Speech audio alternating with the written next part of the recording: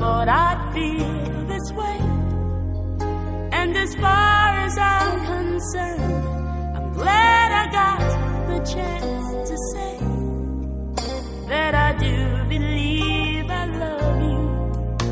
And if I should ever go away, well then close your eyes and try to feel the way we do today. And then if you can remember, keep smiling, keep shining, knowing you can always count on me. For sure.